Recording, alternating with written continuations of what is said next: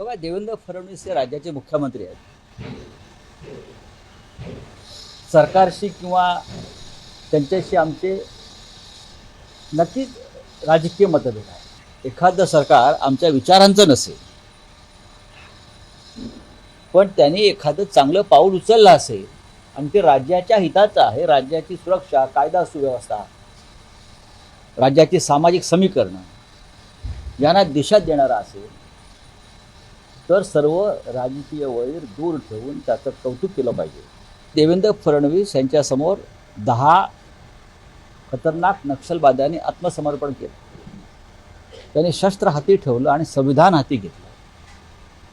याचं प्रत्येक मराठी माणसाला आणि भारतीयाला याचं कौतुक वाटलं पाहिजे. आणि गडचिरोलीसारख्या जिल्ह्यामध्ये विकासाची गंगा वाहणार असेल तर त्याचं कौतुक जर कोणी करणार नसेल तर ते चुकीचं ठरेल. याआधीचं आम्ही पालकमंत्री पाहिले नाही, म्हणून आम्हाला हे काम अधिक महत्त्वाचं वाटतं, विकासाचं.